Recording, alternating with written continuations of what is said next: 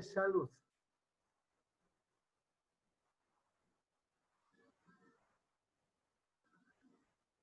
Bien, el tema de hoy es indicadores de calidad o indicadores hospitalarios.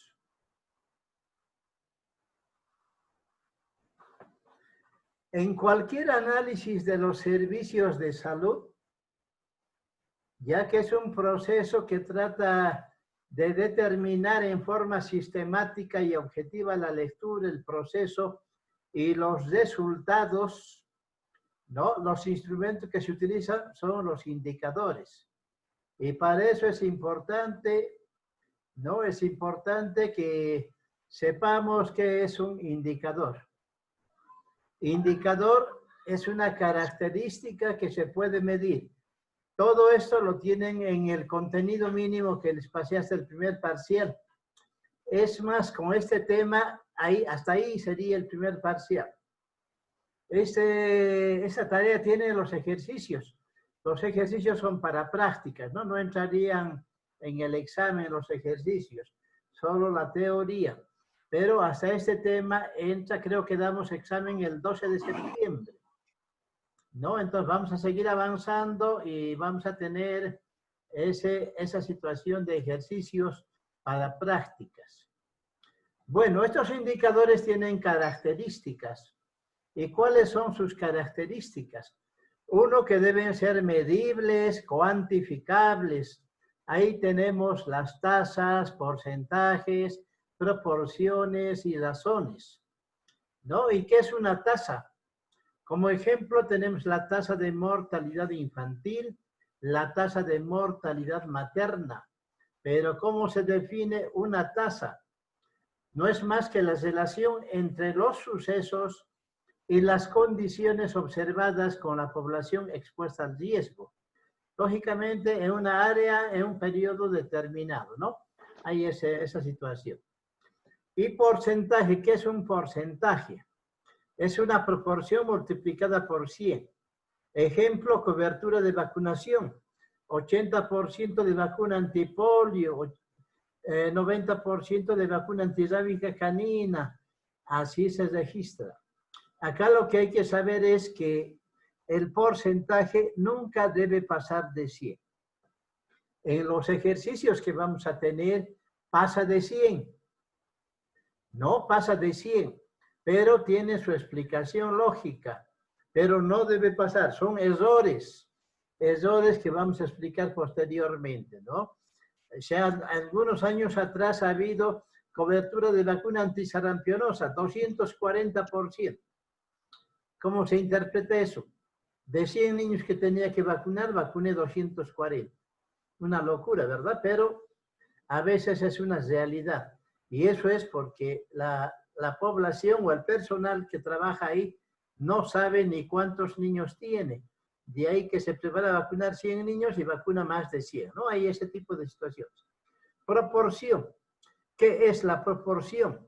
No es más que la relación entre el número de individuos de una categoría con el total general del grupo. La relación entre el número de individuos de una categoría con el total general del grupo.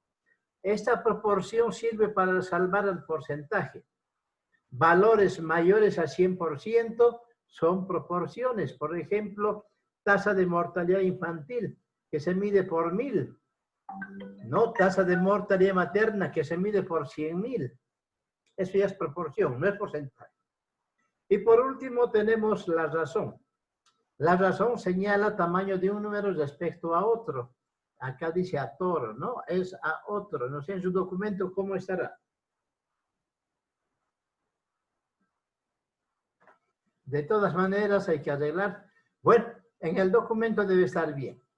Que se toma como unidad de 100. Ejemplo, razón de masculinidad. ¿Qué ejemplo ponemos acá? Por ejemplo, ¿cuántas mujeres hay en Paraguay por cada varón? 8-1 había sido. En Paraguay, 8 mujeres por cada varón. Miren, muchos quieren viajar allá, ¿no? Hay más mujeres que hombres. Los hombres son cotizados. Es más, hay problema sociocultural. solo uno llega a casarse, ¿no? 7 quedarían madres solteras o solteras, ¿no? Entonces solo uno llega a casarse. Entonces, hay problemas sociales también.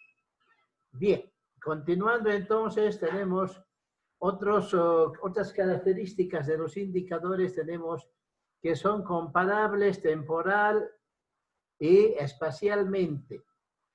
Ahí podemos poner el ejemplo de que, por ejemplo, enfermedades infecciosas respiratorias, digamos, las IRAS, infecciones respiratorias agudas, mayormente se dan, el pico es mayormente en junio, en invierno.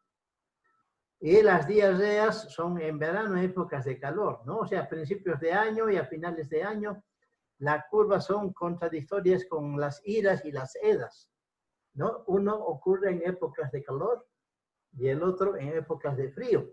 Entonces, como pueden ver, ¿no? Entonces pueden ser comparables también. Otro aspecto, ¿no? Mayor número de nacimientos a nivel mundial había sido noviembre, el mayor pico. Segundo pico, septiembre. ¿Por qué será? ¿Por qué en noviembre nacen más hijos y en septiembre nacen más? Justamente por las fiestas de carnaval. Es en marzo, ¿no? Si de noviembre retrocedemos 9 meses atrás, carnavales. O sea, en carnavales, en vano se distribuye condones a colores, condones de todo estilo, e igualito la gente hace su fiesta sexual, ¿no? Y hay mucho embarazo. Y nacen en noviembre. Los de septiembre, misma situación, rebajamos 9 meses atrás, tenemos fiestas de fin de año, Navidad, Año Nuevo. A veces podemos suponer que el alcohol, ¿no? eleva el apetito sexual, por decir, tanto en mujeres y en hombres, y ahí no hay planificación familiar, un descontrol y embarazos, ¿no? Hay deseados otros y otros no deseados también. Bueno, 3. Válidos para medir en cuanto a sensibilidad y especificidad. Bueno, estos datos mayormente se utilizan en el laboratorio, ¿no? Porque ahí ven falsos positivos, falsos negativos. Por ejemplo, en Chagas, cuando sale un high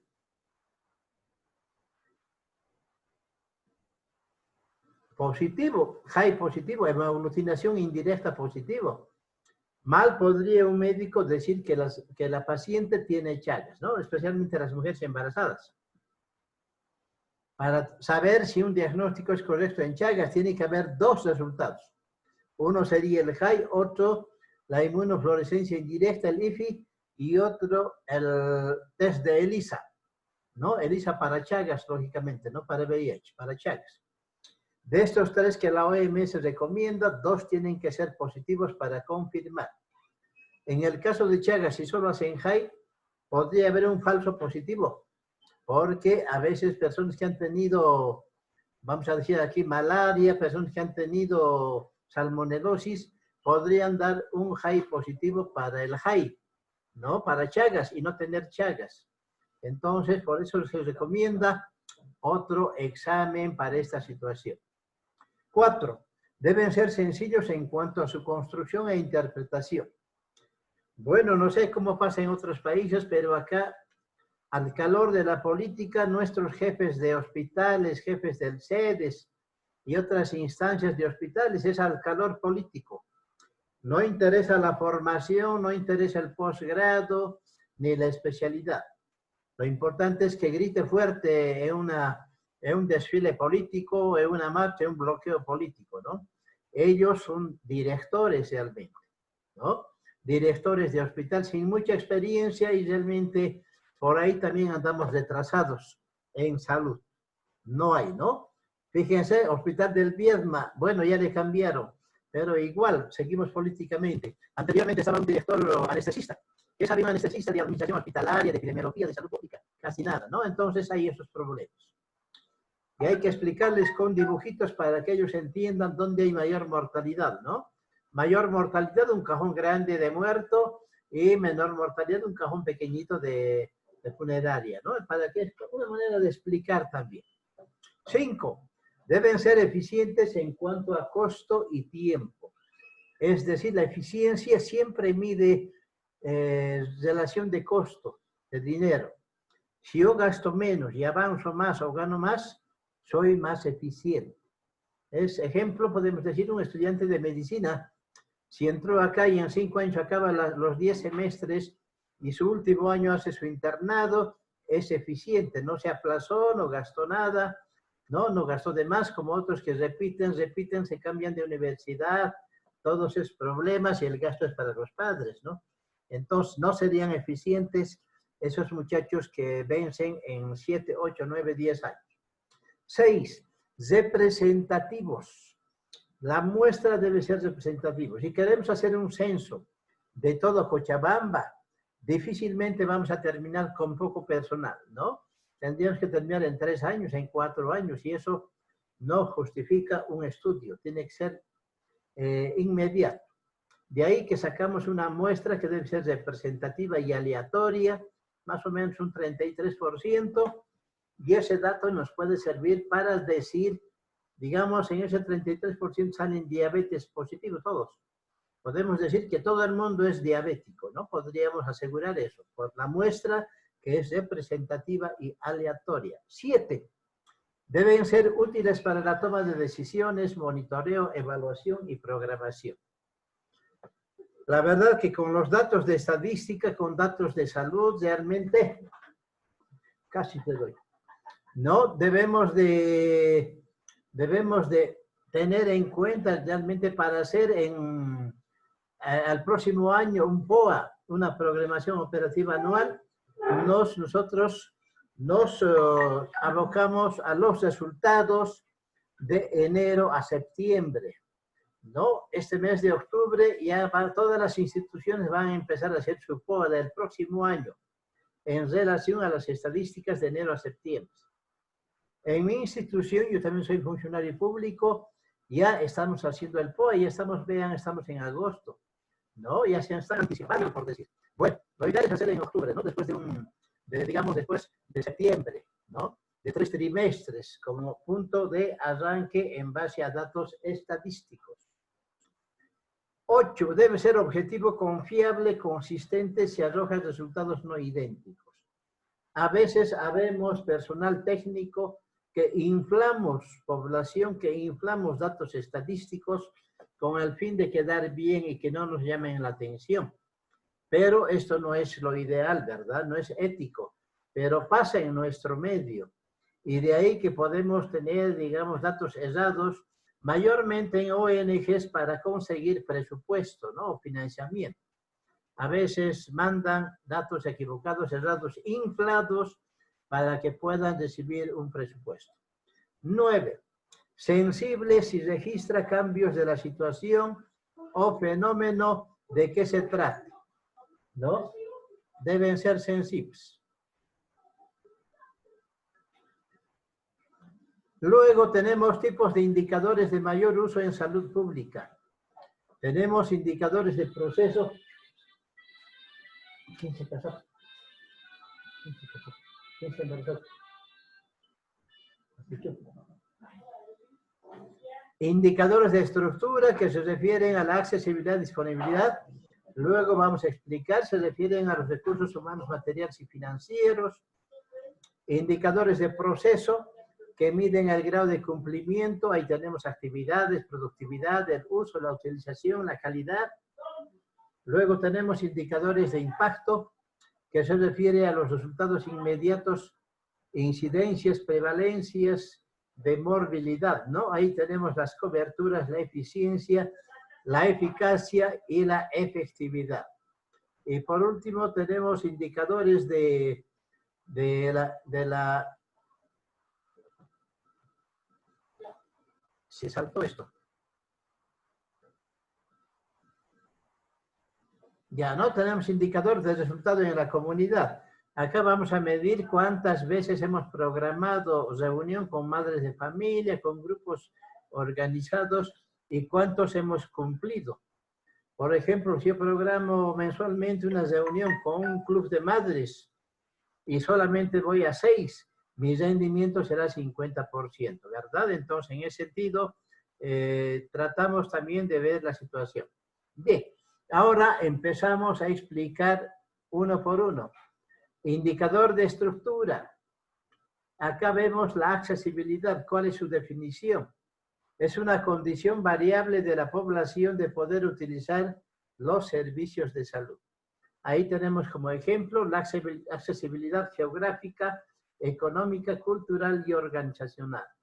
O sea, la accesibilidad no solamente es geográfica, también tenemos económica. Por ejemplo, ¿dónde se paga más? ¿En UNICEF o en San Simón? ¿No? Una mensualidad de un estudiante. Lógicamente, San Simón es público, no es gratuito. Entonces, es una privada, ¿no? Cultural. ¿Será que un campesino que tenemos del norte de Potosí puede venir a estudiar en la UNICEF medicina? ¿Será que puede venir o, no, o está prohibido? Creo que si tiene el factor económico, puede, ¿verdad? El factor económico es lo que prime en una privada. Aunque venga con su poncho, con su ropita de tocuyo, esas cosas. Luego tenemos la disponibilidad como indicadores de estructura. Acá vemos que es la relación entre los recursos existentes y la población a la cual están destinados. Ejemplos. Número de funcionarios de salud sobre la población de referencia. Número de médicos sobre la población de referencia. Número de centros de salud sobre la población de referencia. Ahí podemos ver que de alguna manera, ¿no? De alguna manera, dice que necesitamos más o menos 7 a 8 médicos por cada 1000 habitantes. Pero tenemos solamente 3. Y de ahí que nuestra salud anda mal o hay requerimiento de recurso humano, no profesional, lógicamente. B, indicadores de proceso. Acá vemos que a las actividades, los recursos humanos, ¿no? Un favor, regístrense en el chat, por favor. Hay 41 participantes y solamente 26 en el chat. El chat sirve para la asistencia y ya saben que la asistencia vale 2 ponderados, ¿no? De los 10 de práctica. 8 sería todos los trabajos prácticos que van a subir al Moodle y que van a presentar también próximamente en la segunda sesión sus exposiciones. Quien no presenta tiene 0. Quien presenta su trabajo y no expone tiene 50. ¿No? Entonces, eso estamos viendo. Todos tienen que exponer, ¿no? Si son de 4 personas, los 4 tienen que exponer. Bien, vamos adelante. Indicadores de proceso. Acá tenemos 1, actividades. Acá los recursos humanos y físicos deben desempeñar determinadas funciones. Por ejemplo, una actividad y tiempo que muestran el desempeño. Ejemplo, equipo de vacunación, atención prenatal, consulta externa, tiempo de actividad, ¿no? Y esto que vemos posteriormente hemos sacado de auditoría médica, cuánto tiempo debe atender en cada actividad un profesional. Por ejemplo, control de crecimiento y desarrollo infantil, 10 minutos, ¿no? O sea, el personal de enfermería para hacer crecimiento y desarrollo infantil, 10 minutos.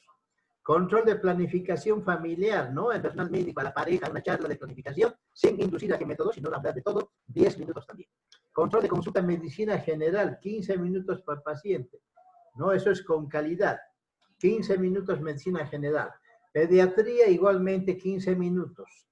Y ginecobstetricia 20 minutos. Odontología 20 minutos. Es fácil entender que en medicina general y en pediatría el paciente se acuesta en la camilla y es atendido por el médico, por el pediatra, ¿verdad?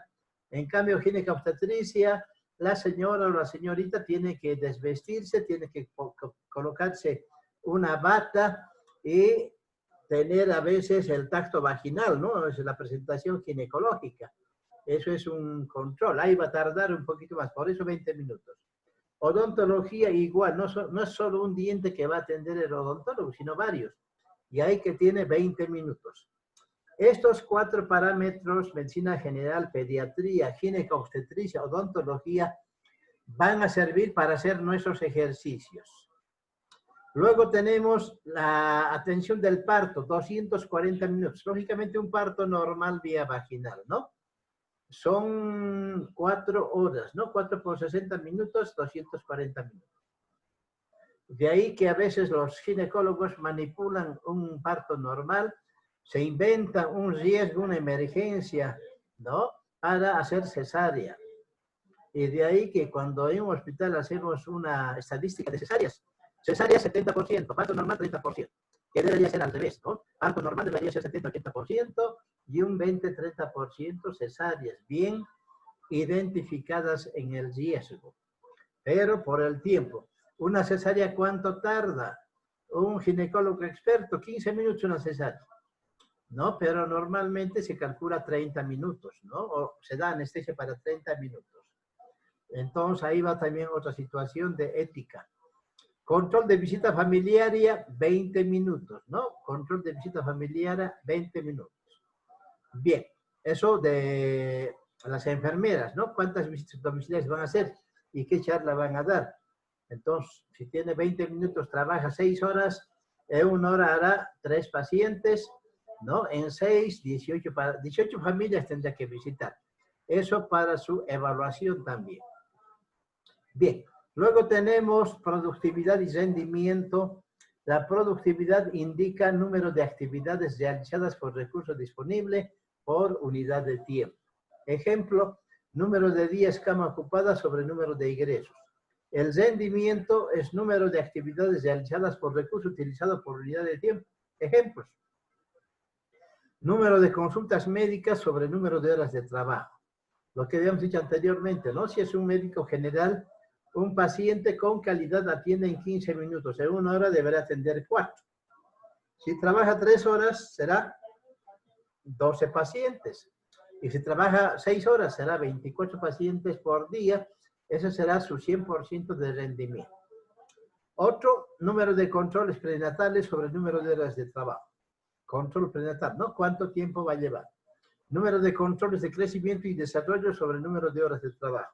Sabemos, ¿no? Ya las estadísticas al respecto. Uso, intensidad de uso y extensión de uso. ¿A qué se refiere la intensidad de uso? Es el número promedio de servicios recibidos en un periodo de tiempo. Ejemplo, número de consultas sobre número de consultantes. Número de consultas de tuberculosis sobre número de pacientes con tuberculosis. Esto significa, por una sola patología, cualquiera que sea, cuántas veces la persona va a consultar. Esa es la intensidad de uso. El ejemplo clásico es de tuberculosis, ¿no? De que cuando tiene diagnóstico positivo, recibe la orientación, todo el esquema de tratamiento, cada mes tiene que ir a su laboratorio, ¿no? Cada mes. Entonces, son 6 veces que tiene que ir. Entonces, es la intensidad de uso, que 6 veces acude a un servicio de salud. En cambio, la extensión de uso es la proporción de la población que usa un servicio determinado en un periodo de tiempo. Ejemplo, número de personas atendidas sobre la población de referencia en un servicio de salud. Tal vez, en la realidad, ¿cuántas personas van al hospital, digamos, Viedma, de tercer nivel, ¿no? ¿Y de dónde van? Como es tercer nivel, a veces van de las provincias, todo eso. Esa es su extensión, ¿no? ¿Hasta dónde abarca? Puede venir de Oruro también, tal vez, no sé, pero de otros lados que vengan, no solamente de ese lugar, de esa región. Entonces, a eso se refiere la extensión de uso.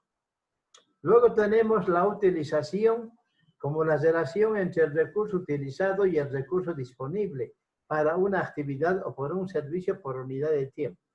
Ejemplo, número de horas trabajadas sobre el número de horas contratadas. Número de horas quirófano ocupado sobre el número de horas quirófano disponible. Acá podemos ver que el quirófano, ¿cuánto tiempo está disponible? Las 24 horas, ¿verdad? Siempre que haya asepsia, antisepsia. Una cama hospitalaria, ¿cuánto tiempo está disponible en el mes? Los 30 días, ¿no? Porque si es que tiene toallas, vituallas limpias, ¿no? Entonces, hay ese tipo de control también. En la utilización del hospital se tiene 3 indicadores muy importantes. Uno, porcentaje de ocupación de cama. Número de días cama ocupada sobre el número de días cama disponible. Esta es una relación para ver cuántas camas en un servicio hospitalario de las que tiene son utilizadas, ¿no? En promedio. Por ejemplo, en Quillacollo solo tiene 35 camas. Y alguna vez tuvieron un presupuesto, ¿no? Para ampliar, pero tenían que demostrar que había escasez de camas en el hospital, que el rendimiento era bajo. Y me pidieron, y con nuestros estudiantes fuimos allá, hicimos el estudio y salió 64%. ¿Qué quiere decir? Que de 100 camas que tiene, solo utilizan 64. ¿No? Hay ese tipo de cosas. Promedio de estancia que mide el número de egresos sobre el número de camas y productividad del día de cama. Eso es cuántas altas por cama disponible, ¿no? A eso va. Luego tenemos la calidad. Estamos en indicadores de proceso. Con el quinto terminamos. Es una combinación de características humanas y tecnológicas que los servicios de salud deben poseer para poder cumplir sus objetivos. Y para eso la calidad técnica se mide por 4 variables. 1, integridad, que satisface todas las necesidades de los pacientes. El contenido, que hacen todo lo que se debe hacer en cada caso. Destreza, hacer bien lo que se debe hacer. Y oportunidad de hacer a tiempo y en la secuencia adecuada a lo que se debe hacer, ¿no? Secuencia adecuada. Entonces, hay ese tipo de situaciones también.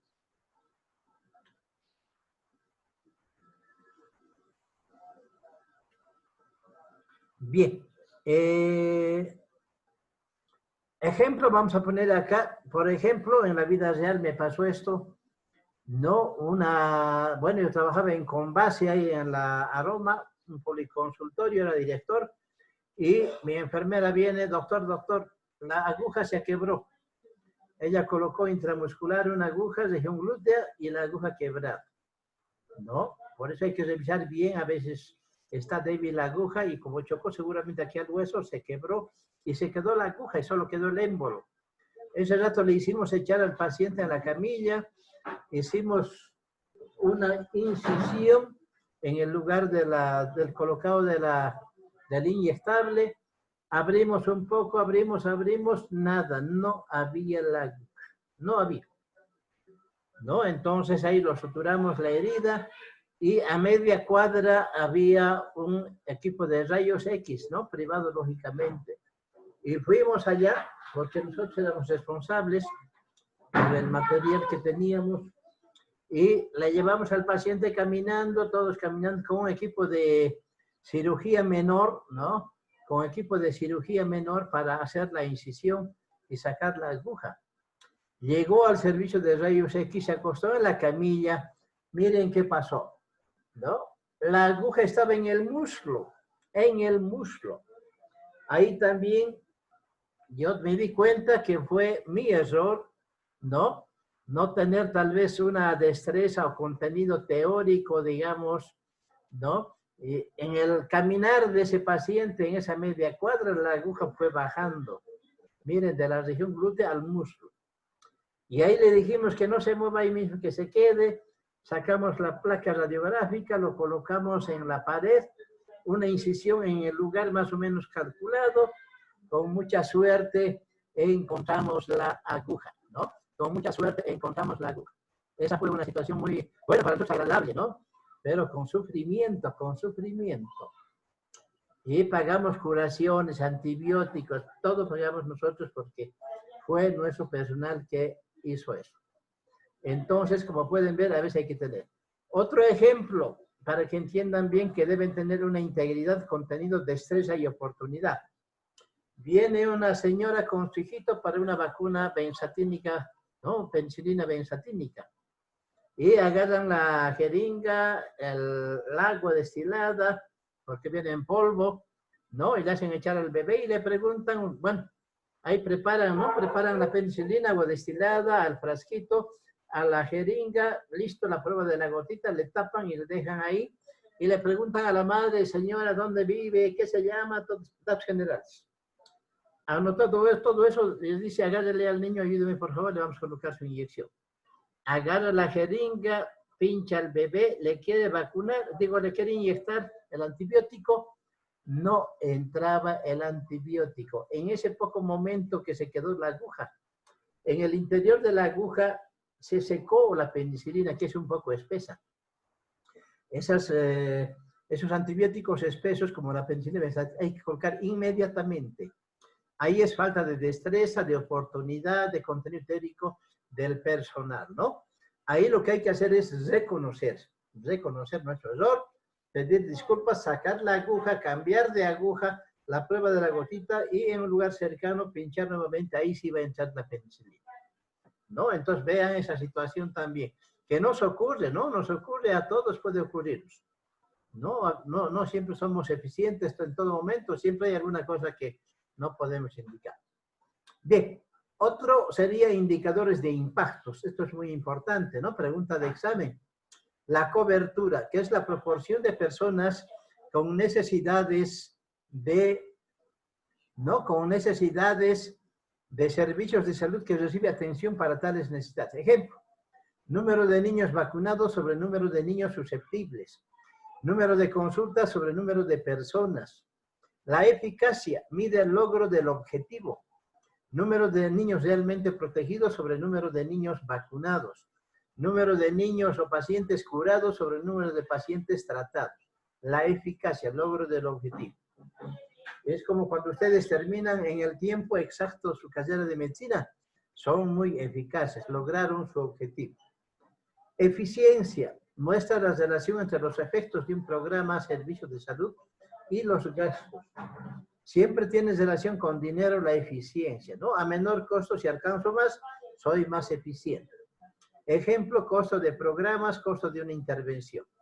Y la efectividad, vemos que la efectividad, ¿no? Como el resultado de las acciones, ¿no? Como el resultado de las acciones de salud en el tiempo sobre la población objeto de los mismos. Por ejemplo, reducir la mortalidad materna e infantil, reducir el control de malaria, reducir el control de la tuberculosis, la malaria, ¿no? Reducir la malaria, reducir la tuberculosis. La esperanza de vida va a ser aumentar. Eso no es de inmediato, es de mediano alcance o largo alcance, ¿no? No es pronta, digamos. Por ejemplo, queremos reducir la mortalidad materna e infantil, lo haremos de aquí en 5 años, 10 años. A eso se refiere. Y tenemos luego, ¿no? Tenemos luego, ya nos va a cortar el Zoom, ¿no? Tenemos luego indicadores de resultado, comunidad. Es la medida colectiva de la enfermedad. Ejemplo, número de reuniones del Comité Popular de Salud sobre el número total de reuniones planificadas, ¿no? O puede ser otra organización, como el de abajo, Club de Madres, ¿no? Igualmente, yo programé 10 reuniones, solo asistí a 5, 50% será mi rendimiento. Hay esa situación. Y igual, ¿no? En clubes de madres, en cualquier... Hay club deportivo, hay sindicatos agrarios, esas cosas para poder reunir. Bien, ahora vamos a explicar por qué hay resultados oficiales de 240% de vacuna, de cobertura en vacuna antisarampionosa. ¿Por qué hay 115%, no?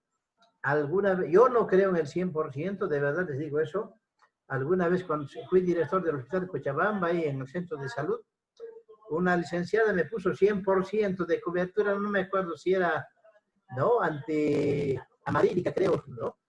Vamos a revisar, no le creo, le dije, ¿no? Yo tendría que ver 99% o 101%. Y revisado bien los datos, era 105%. Cuando pasa más del 100%, es que no conocen su población. Hay un error de censo.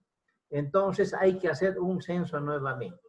No queda otra, ¿no? Para tener, no puede pasar de 100 una cobertura, ¿no? Entonces hay ese tipo de situaciones. Ahora si ya 90, 80%, ahí se felicita, ¿no? Y menos de 80% hay que llamar la atención o hacer campaña de vacunación para subir a 80 mínimo, para evitar un riesgo epidemiológico. Bien, entramos entonces acá al censo demográfico. Causas de error de los indicadores. ¿Por qué hay resultados más del 100%? Estamos ahora en el 2020. De aquí, no sé si a 1 año o a 2 años, el 2012 fue el último censo. Más 10 años sería el 2022, ¿verdad? Entonces ahí tuviéramos otro censo. Y muchos trabajan con el censo del 2012, que es oficial. No le aumentan cada año, no le aumentan un crecimiento vegetativo.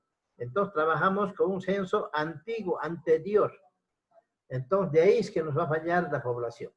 2, estimativas poblacionales. Acá a veces como técnicos, ¿no? La enfermera nos pregunta, doctor, ¿cuántas vacunas voy a llevar?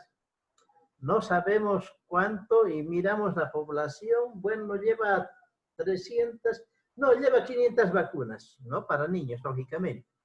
Entonces, una estimativa poblacional errada donde no va a alcanzar nuestras vacunas, por decir. 3, crecimiento vegetativo. En el último censo nos dio que estamos creciendo cada año 1.7%. ¿Qué significa? Que por cada 100 habitantes de Bolivia aumentamos 1.7 de personas, ¿no? Más o menos. O podríamos decir 17 de cada 100, no, perdón, de cada 1000, ¿no? Por cada 1000 aumentamos 17 habitantes en Bolivia. Que no hay medio niño, tercio de mujer, ¿no? O hay medio, ¿cómo llaman? Medio varón, ¿no? No hay 50% de sexo masculino, esas cosas, ¿no? No hay. Entonces, ahí vamos a tener que redondear. 17 por cada 1000 habitantes de Bolivia es el crecimiento vegetativo que tenemos para cada año. Entonces, calculamos este crecimiento vegetativo del censo 2012 y al 2013 vamos a aumentar ese crecimiento vegetativo. A ese monto del 2013 nuevamente calculamos crecimiento vegetativo y le aumentamos. Y así vamos aumentando y así tuviéramos datos estadísticos más o menos acordes a una realidad. Acordes a una realidad. Y por último tenemos, ¿no? El saldo social. Esto se refiere a las migraciones. El gobierno anterior lamentablemente amenazó a la población rural más que todo, que si no se hacían censar en su lugar de origen, donde nacieron, iban a perder su casa, su terreno. En el área rural hay muchas casas, muchos terrenos abandonados. No muchos que se han metido a la ciudad y han dejado abandonados. Entonces, en este momento, todo el mundo viajaba a su tierra, se hacía censar, aumentaba la población y otra vuelta se venía para la ciudad, ¿no? Y ahí que el médico quedaba con mucha población porque la migración se fueron. Cualquier momento nos va a cortar jóvenes, vamos a volver a entrar y ahí tenemos las exposiciones, ¿verdad? Y también tengo que explicar sobre los ejercicios que ahora creo no ha dado tiempo, la próxima clase la vamos a hacer. Entonces, estas migraciones, los que salen, los que llegan, influye también para para el cálculo, digamos, de los indicadores. Y puede ser causa de error también. Solo un ejemplo, allá en Cerro Verde, el médico bien experto, ¿no? Bien técnico,